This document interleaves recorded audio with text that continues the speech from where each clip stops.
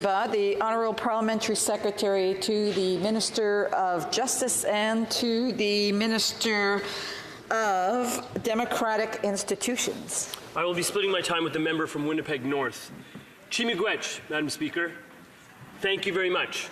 I start my remarks in Algonquin, cognizant that I speak today in the House of Commons located on unceded Algonquin territory, but also cognizant of this occasion.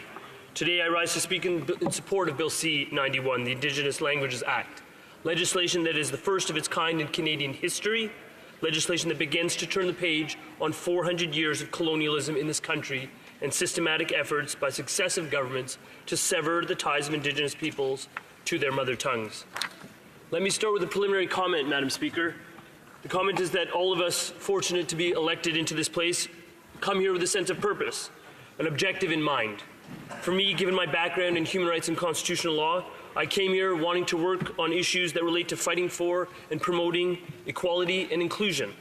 I had in mind certain policy goals that I wanted to pursue. What I quickly realized, Madam Speaker, is that sometimes in this place you seek out an issue and sometimes an issue seeks out you. Let me explain. In January of 2017, I was asked by the Prime Minister to serve as the Parliamentary Secretary to the then Minister of Heritage. And I was then asked by the Minister to assist her with the co-development of Canada's first ever Indigenous Languages Act. I'll admit to everyone in this chamber that at first I was very puzzled by this request. I'm not a linguist, nor am I an expert in anything related to Indigenous persons. But in retrospect, that one request actually changed the direction of my parliamentary career. Why, Madam Speaker? Because simply it opened my eyes. On arrival here, because of my legal background, I fancied myself a pretty knowledgeable fellow about most human rights issues. But the reality is that I actually knew very little about the plight of Indigenous persons on this land. And tasked by the Minister to engage with Indigenous leaders, elders, teachers, and experts right across the country, I knew about what they would like to see in the new legislation. I actually learned a great deal. Most of all, Madam Speaker, I learned about how little I actually knew and had been taught about Indigenous persons, their history, their traditions, their language, and most importantly, their trauma. I learned about the size, scope, and the extent of the residential school system and its pernicious impact on Indigenous people in Canada and the lasting trauma it created. Madam Speaker, like many in this chamber, I'm a parent. And together with my wife, and like many parents in this diverse country, we try to inculcate a sense of culture and tradition in our own little kids, Zakir and Nitin. As a South Asian household, we've made efforts to connect our two little boys to the Indian subcontinent by teaching them some language skills, in our case, Hindi. While the results have not always been perfect, I will readily admit the kids still prefer subtitles when they watch Bollywood films. It has not been for lack of effort on our part. And our experience is indifferent to the countless parents of all different backgrounds around this country: Greek, Italians, Arabs, Somalis, Tibetans, Ukrainian, Polish parents. All parents in this country strive to do much the same in this multicultural nation.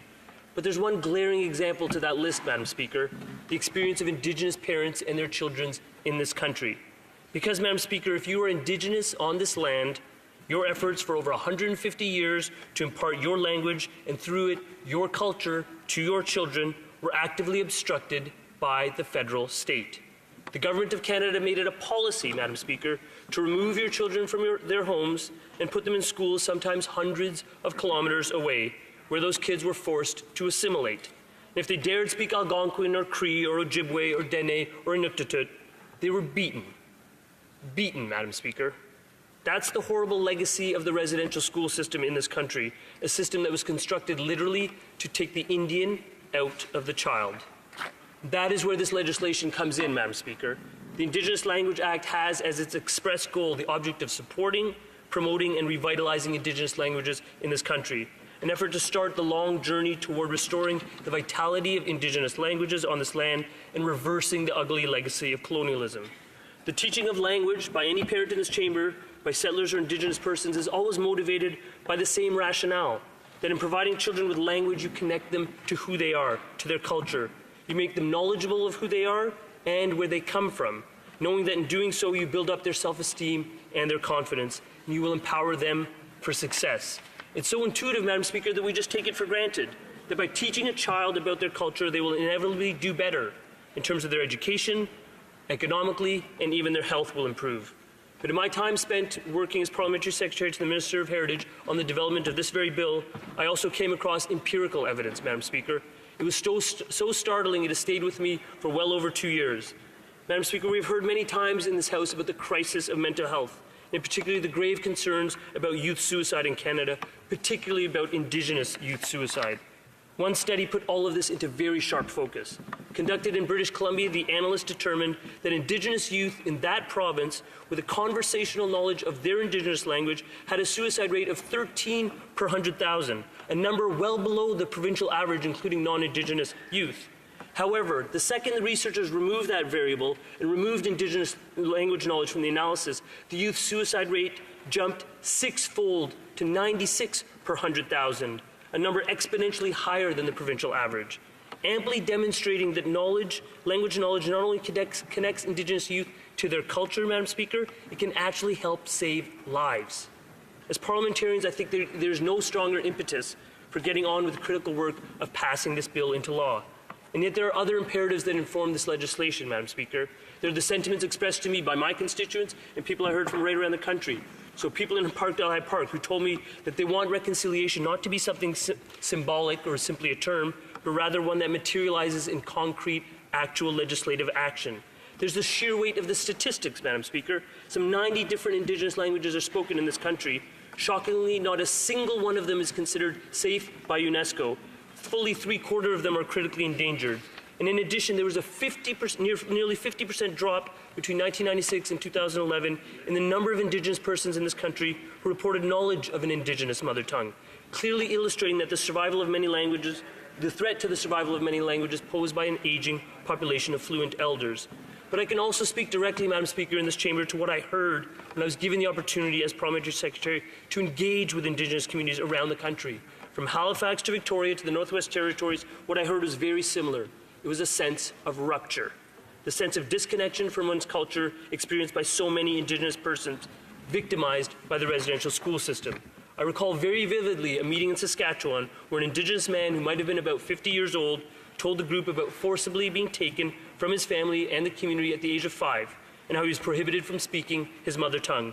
When I asked him what would success look like after a legislation comes into force and a few years after it's been enforced, and he said to me simply, success would be being able to enter the sweat lodge and actually understand the words being spoken by the elders. Make no mistake, Madam Speaker, it is Indigenous persons that are the focus of this law. Much discussion is taking place in Canada and in this chamber about raising the awareness of Indigenous languages among settler populations in this country through the passage of this bill. That would be commendable, but it remains a secondary corollary aspect of this legislation. The goal of this bill is not, for example, the promotion of Ojibwe fluency among non-Indigenous folks in my riding or any other riding in this country.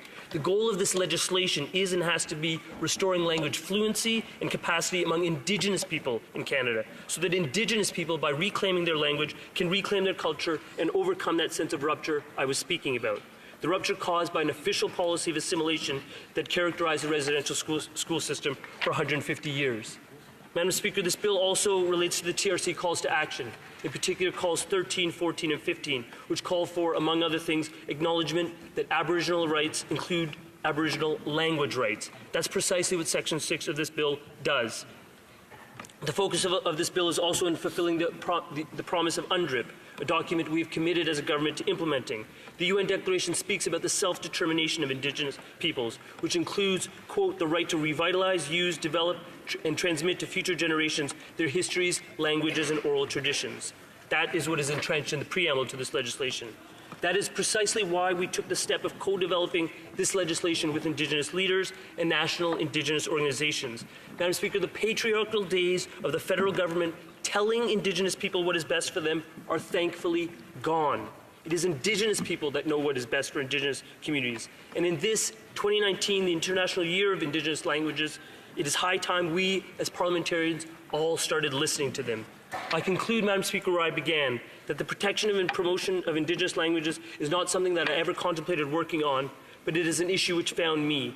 And I'm tremendously grateful for that, because on this journey I've learned, while there are many social justice causes worthy of pursuit in this country, all of them pale in comparison to the obligation we have as parliamentarians to redress the historical injustices perpetuated against Indigenous persons on this land over the last 400 years of colonialism. The Indigenous Languages Act is one small but very significant step on this path to reconciliation, and it strongly deserves all of our support. Chi miigwech, Madam Speaker.